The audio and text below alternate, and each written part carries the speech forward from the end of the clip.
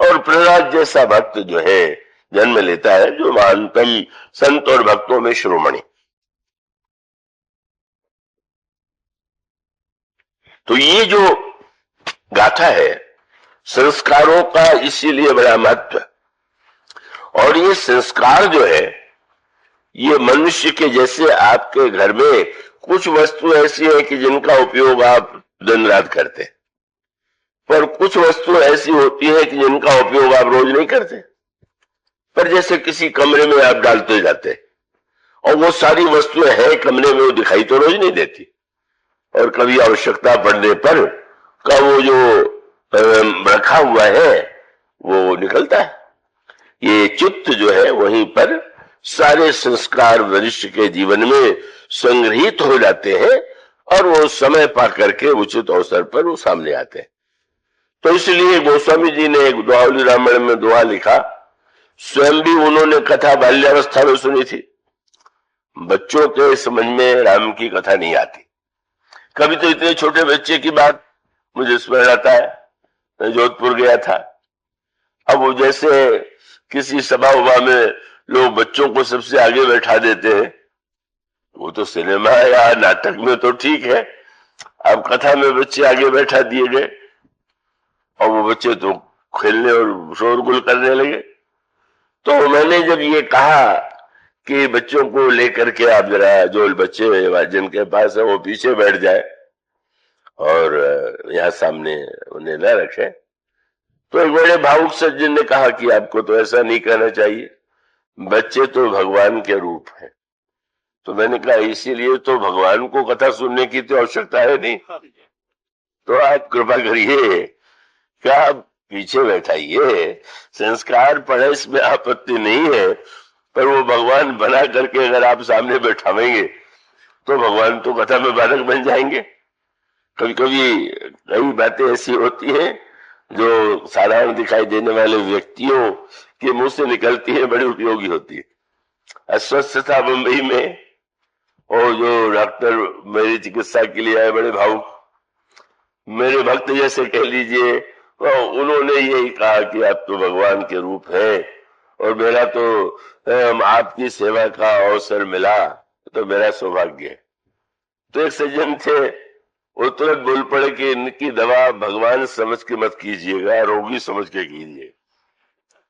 इसका अर्थ ये है कि भावना आपकी एक और है, लेकिन आप व्यवहार में तो यही मान करके चलेंगे कि रोग है और इसकी दवा होनी चाहिए। तो इसका अर्थ हुआ कि बालक में संस्कार कोई आवश्यक तो नहीं है कि वो तत्काल गंभीर से गंभीर बात समझ लेगा, वो तो समझ में तो नहीं आएगा। उसको तो खेलकूद अच्छा लगता है, उसको तो अन्य आकर्षण अच्छे लगते हैं, तो उनका निषेध जो है वो करने की आवश्यकता नहीं है। कई लोग बड़े निराश रहते हैं, पूछते हैं युवा लोगों के लिए आप क्या कर रहे हैं, कथाओं में तो अक्सर बूढ़े ही लोग आते हैं, युवा पीढ़ी का क्या होगा। तो मैं तो कह देता हूं कि मैं इतना अधिक निराशावादी नहीं हूं, क्योंकि मैं जानता हूं कि जो आज युवा है बूढ़े तो कल होंगे ही, तो आज नहीं कल तो आएंगे। तो इसलिए क्या आवश्यक है कि मैं कहूं कि नहीं युवा लोग आवे और युवा लोगों को प्रसन्न करने के लिए मैं कथा बना दूं, तो वो तो मेरे लिए संभव नहीं। तो उसका अर्थ यह है कि हर समय संस्कार डालने की एक पद्धति होती है और वो पद्धति भगवान राम जाते हैं गुरु वशिष्ठ के आश्रम में शिक्षा प्राप्त करने के लिए। गुरु गृह पढ़न गए रघुराई, ये भी संस्कार है। आप अध्यापक को अपने घर बुला करके शिक्षा दिलाते हैं तो भी अध्यापक और विद्यार्थी, और विद्यार्थी गुरु के यहां जाकर के शिक्षा प्राप्त करे, अंतर संस्कार का हो गया। का वो जो शिक्षक आते हैं उसे घर वालों को जैसा सम्मान देना चाहिए नहीं देते, बच्चे के मन में भी कोई विशेष उसके प्रति आदर बुद्धि नहीं होती। तो मानो संस्कार डालने के लिए ही विद्या केवल पुस्तक का ज्ञान नहीं है, विद्या ददाति विनयम। जब तक विद्या के द्वारा विनय न हो तो समझ लेना चाहिए कि विद्या सही नहीं, और विद्या सही नहीं है तो वो व्यक्ति विद्या पढ़ के अभिमानी बनेगा, अभिमानी से वो दूसरों को तिरस्कृत करेगा। इसलिए इन सब संस्कारों के लिए फिर बहुत बढ़िया बात लिखी कि गुरुजी के आश्रम में चले गए और पढ़ते थे तो बड़ी कठिन बात हो गई। राजमहल में तो खेल वेल लेते होंगे, वहां तो खेलने की सुविधा नहीं होगी। उस स्वामी जी ने कहा ऐसा नहीं है, वहां पर भी गुरु वशिष्ठ खेल का प्रबंध किए हुए थे, नाटक होता था और उस नाटक में चतुराई ये थी, गोस्वामी ने कहा खेले ही खेल सकल नृप लीला, राजाओं का उपाख्यान लेकर के, जिसमें राजाओं का आचरण कैसा होता था, कर्तव्य कैसा होता था, कैसे वो जीवन प्रजा के साथ व्यवहार करते थे, वो देखता था बच्चा और बच्चों के मन में छाप। तो श्री राम भी लोक कल्याण के संदर्भ में इसी रूप में अपने को प्रस्तुत करते। तो ये जो संस्कार की बात है ये बड़े महत्व की है, पर ये अवश्य है कि वो संस्कार किस पद्धति से डाला जाए वो लोग नहीं जानते। वो संस्कार डालने के लिए भी डालने वाला भी तो योग्य होना चाहिए, विवेकी होना चाहिए। वो संस्कार को अगर बोझ बना देगा, दबा देगा तो और उसको विद्रोह उत्पन्न होगा। तो गोस्वामी जी के जीवन में जो संस्कार गुरुदेव ने डाल दिया, थोड़े दिनों के लिए एक विवाह के बाद लगा कि वो शायद मिट गया, पर गोस्वामी जी ने द्वावली में कहा कि बच्चे को अगर लड़कपन में तैरना सिखा दे तो बहुत अच्छा। तो दूरगामी अर्थ है उसका, लड़िकाई को तैरिबो तुलसी बिसर न जाए। बच्चे को तैरना सिखा दिया गया तो क्या वो सदा तालाब में या नदी में रहेगा क्या? चलना तो उसे सड़क पर ही पड़ेगा, चलना तो उसे और अन्य मार्गों से भी पड़ेगा। लेकिन हाँ, जिस दिन कभी बाढ़ आ जाएगी, नदी में नहाते समय स्थिति आवेगी, तो उसका जो तैरने के सीखने की बात है वो उसके लिए सहायक बन जाती है। इसीलिए वो व्यंग गाथा तो आपने सुनी होगी, जब एक पंडित नाविक से पूछने लगे नाव में बैठ के, तुमने बाल्यावस्था में कितनी कक्षा तक पढ़ा? उसने कहा महाराज मैं तो अपढ़ हूं। अरे तब तो तुम्हारा चौथा ही जीवन गणित बढ़ता गया। उन्होंने कहा कि तुमने कुछ धन एकत्र किया? महाराज रोज कमाता खाता हूं, आधा जीवन व्यर्थ चला गया। तुमने कोई शिक्षा पाई? कहा कोई शिक्षा भी कहाँ मिलती, ना तुम्हारा 3 वर्ष का जीवन व्यर्थ चला गया। पर अचानक आंधी आई, नाव जब डूबने लगी तो उस मल्लाह ने पूछा पंडित जी तैरना जानते हैं कि नहीं? और वो तो नहीं जानते। तो मेरा तो 3 हिस्सा जीवन गया था, आपका पूरे जीवन जाएगा। उसका अर्थ ये है कि वह कला जो बचाने की है वो रोज काम नहीं आती है, पर जिस दिन संकट होता है उस दिन आती है। तो वो लड़िकाई को परिबो तुलसी विसर न जाए, वो गोस्वामी जी के लिए राम कथा का वह संस्कार, श्री राम की भक्ति का वह संस्कार, श्री राम के नाम की महिमा का वह संस्कार मानो पुनः चैतन्य हो गया, जागृत हो गया। और इस तरह से गोस्वामी जी ने उन स्थितियों का अनुभव किया और इसीलिए काम की वृत्तियों की समस्या का इतनी विस्तृत वर्णन आपको मानस में और विनय पत्रिका में मिलेगा। उससे स्पष्ट हो जाता है कि गोस्वामी जी की अनुभूतियां उससे जुड़ी हुई हैं और इस दोहे में जो मांग है उस मांग के पीछे भी वह वृत्ति है कि क्योंकि उन्होंने जीवन में उसका अनुभव किया। इस तरह से जो राग का एक काम की दिशा में अभिमुख हुआ था वो श्री राम की दिशा में मुड़ गया और श्री राम की दिशा में मुड़ जाने के बाद स्वाभाविक है कि गोस्वामी जी श्री राम कैसे मिलेंगे, कहां मिलेंगे, इसकी व्यग्रता उनके हृदय में उत्पन्न हुई। ईश्वर को पाने की जो उत्कंठा पत्नी के मिलन की थी वह भगवान के मिलन की उत्कंठा में बदल गई और उसके बाद वह गाथा आपने सुनी होगी। गोस्वामी जी नित्य जाते निवृत्त होने, बर्तन में बड़े लोटे में जल लेकर के, जल अधिक होता और लौटते समय वह एक बबूल का पेड़ था उसमें डाल देते सहज भाव से। पर कहते हैं उस बबूल में एक भूत रहता था। नित्य वो देते थे तो कोई ये समझ के नहीं, वो भूत पूजक तो थे ही नहीं, वो तो वैसे डालते थे, लेकिन भूत हो गया प्रसन्न और प्रसन्न होने के बाद एक दिन वो तुलसीदास जी के सामने प्रकट हो गया और कहा कि आपने इतने दिन मुझे तृप्ति दी है, जल पिला करके आप क्या चाहते हैं? तो उन्होंने कहा कि मैं भगवान राम का दर्शन चाहता हूं। तो भूत ने यही कहा कि महाराज, भगवान के दर्शन की बात और भगवान का दर्शन मुझे हुए होता तो मैं भूत ही क्यों होता। लेकिन आपने इस बात पर ध्यान दिया। धन्य है तुलसीदास, क्या कि उन्होंने भूत से भगवान को मांगा, और विचित्र है हम लोग की भगवान से भूत मांगते। यही मनुष्य के जीवन की विडंबना। इसका अभिप्राय, हम वही वस्तुएं मांगते हैं जो भूत होने वाली, जो स्थिर नहीं है, जो वास्तविक नहीं है। मानो मांग भी तो सीखना चाहिए। हम क्या मांग रहे हैं? रावण के सामने तो शंकर और ब्रह्मा दोनों आए, पर वो नहीं जानता था कि क्या मांगना चाहिए। इसलिए जब पार्वती जी ने शंकर जी से पूछा कि रावण ने आपसे क्या मांगा, तो उन्होंने कहा रावण मरण मनुज कर जाता। रावण ने मनुष्य के हाथ से मृत्यु मांगी। पार्वती जी को आश्चर्य हुआ, इतनी बड़ी साधना करने का उद्देश्य मनुष्य के हाथ से मरना है? उन्होंने कहा कि नहीं, अपनी समझ से तो अमर होना चाहता था, लेकिन ब्रह्मा को जब सामने देखा उसने कि अकेले शंकर नहीं आए हैं, का ब्रह्मा भी आए हुए हैं। इसका सांकेतिक अर्थ है कि शंकर विश्वास के रूप और ब्रह्मा बुद्धि के देवता है। बुद्धि सचित अहंकार शो बुद्धि मन सचित मान। तो शंकर जी भोले भाले, बड़ा प्रसिद्ध शब्द उनके कि बड़े भोले भाले। तो जो विश्वासी और भोला भाला होता है उसके ठगे जाने की संभावना होती। पर ब्रह्मा को साथ में ले आए तो रावण सोचने लगा कि अब थोड़ी असुविधा हो गई।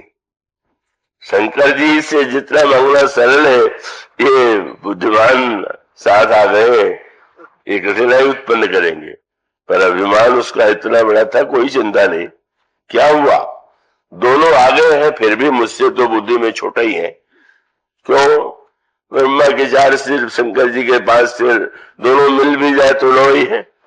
मेरा 10 सिर है तो 1 सिर और बुद्धि अधिक है, मैं कोई चिंता नहीं करता। यही उसका विवेक था।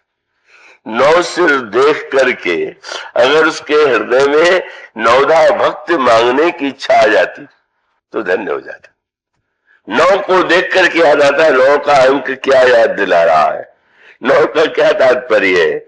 वह बुद्धि और विश्वास के देवता को देख करके लगता बुद्धि का फल ज्ञान है, भक्ति का फल विश्वास है। वो भक्ति और ज्ञान प्राप्त कर सकता था, 9धा भक्ति पा सकता था। पर रावण के पांडित्य की समस्या यही है कि उसको वह गणित याद आता है जिस गणित से अभिमान की वृद्धि होती है, और इसलिए वो गणित में अपने को श्रेष्ठ मान बैठा। अंतर था ना।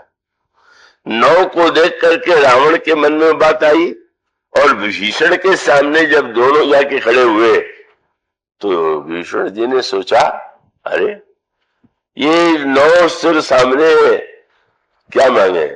बोले गेहूं विभीषण पास तब कहूं पुत्र बर मांगो, ते मांगो भगवंत पद कमल अमल अनुराग। एक ने भक्ति मांगी, और फिर रावण अपनी चतुराई से जानता था कि अगर मैं ये कहूंगा कि मेरी मृत्यु न हो तो ब्रह्मा जी अड़ंगा लगा देंगे, कहेंगे वो तो सृष्टि का विधान है। इसलिए उसने गणित कर दिया। फिर वो गणित कि मनुष्य और बंदर ये तो हम लोगों के लिए भोजन है, और ये तो उनके लिए, इनसे तो कोई डर ही नहीं। अगर डर है तो देवता आदि से हो सकता है। इसलिए वरदान मांग लिया कि हमारी मृत्यु जो है बंदर मनुष्य को छोड़ के किसी से न हो। शंकर जी ने कहा कि इसका अर्थ हुआ कि उसने अपने मृत्यु का वरदान मांग लिया कि अब इसी में से किसी से मृत्यु होगी।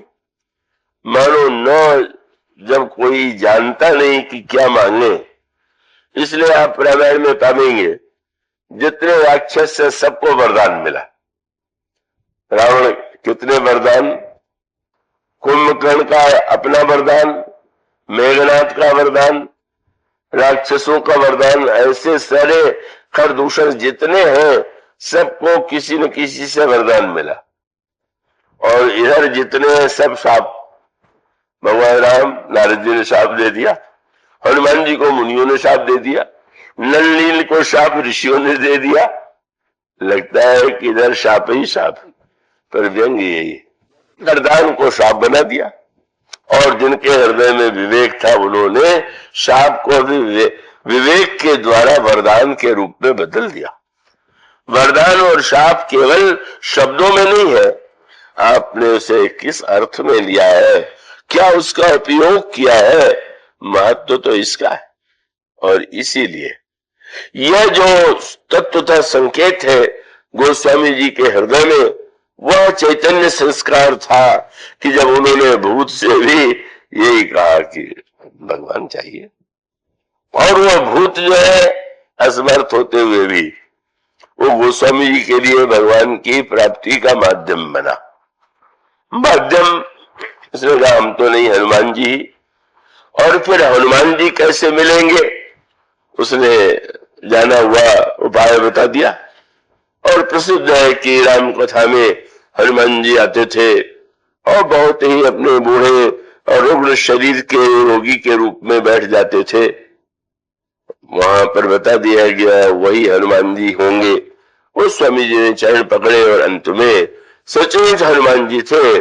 और फिर हनुमान जी की कृपा से तुलसीदास जी को चित्रकूट में भगवान राम का दर्शन हुआ। ये जनश्रुति में तो है ही, पर गोस्वामी जी के दो प्रकार की बातें हैं। तुलसीदास जी के विषय में कुछ तो हुआ है जो कि पुस्तकों में आपको मिलता है, और कुछ संकेत हुआ है जो तुलसीदास जी के स्वयं ग्रंथों में जो अंत साक्ष्य उसमें मिलता है। तो चित्रकूट में भगवान ने उनको दर्शन देकर के कृपा किया, इसको उन्होंने, इसकी स्वीकृति उन्होंने विनय पत्रिका में दी। और जब कभी एक दिन मल व्याकुल हुआ तो यही वे कहते हैं विनय पत्रिका में आपको मिलेगा, तुलसी तो को कृपालु जो कियो कौशल पालु चित्रकूट को चरित्र चेत चित करिसु। अरे तुलसीदास, तुझे तुम्हारे लिए प्रभु ने जो चरित्र किया था तुम उसका स्मरण करो। और वो 2 बार उन्हें दर्शन हुआ। 2 राजकुमारों के रूप में जब उन्होंने देखा तो वे नहीं समझ पाए कि श्री राम लक्ष्मण है। हनुमान जी ने पूछा तो उन्होंने कहा मैंने तो राजकुमार समझ करके आंखें बंद कर ली। मानो भगवान के दर्शन के लिए हनुमान जी की कृपा के साथ साथ दृष्टि भी तो चाहिए। और तब वह प्रसिद्ध हुआ जो जन श्रुति में लोक में प्रचलित है, जब वो चित्रकूट के मंदाकिनी घाट पर बैठ करके स्नान करते हैं, चंदन घिस रहे हैं और 2 बालक सामने आते हैं, श्री राम लक्ष्मण थे। और वे जब उन्होंने कहा बाबा मेरे मस्तक में भी तिलक लगा दोगे, बड़े प्रसन्न हुए। चंदन लगाने चढ़े पर तुलसीदास जी को लगा कि बालक समझ न ले, इसलिए दुआ आपने सुना होगा चित्रकूट के घाट पे, भाई संतन की भीड़ और तुलसीदास चंदन घिसे तिलक देते रहोगी। इस तरह से मानो उन्होंने काम की इस व्याकुलता के बाद श्री राम को पाया, श्री राम का दर्शन हुआ। और इसका एक परिणाम क्या है जो बड़े महत्व की बात है कि जब हम वाल्मीकि रामायण में पढ़ते हैं तो यही लगता है कि त्रेता युग में क्या भगवान श्री राम पधारे, और भगवान श्री राम त्रेता युग में आने के बाद फिर 11 या 13 हजार वर्ष तक इस लीला में राज्य कहते हैं और फिर वो स्वधाम में चले जाते हैं। तो अब इसका अर्थ क्या हुआ कि आज के युग के व्यक्ति के लिए तो भगवान त्रेता युग में हुए थे और भगवान त्रेता युग में होने के बाद चले गए। तो उनकी गाथा पढ़ के हमको आनंद आ सकता है, सुन के अच्छा लग सकता है, लेकिन वो प्रत्यक्ष तो नहीं है, सामने नहीं है हमारे। लेकिन गोस्वामी जी को जो उनके जीवन का एक महान आग्रह था, महान सत्य था, और जो संदेश उन्होंने सबको दिया, ये मत मानो कि श्री राम चले गए।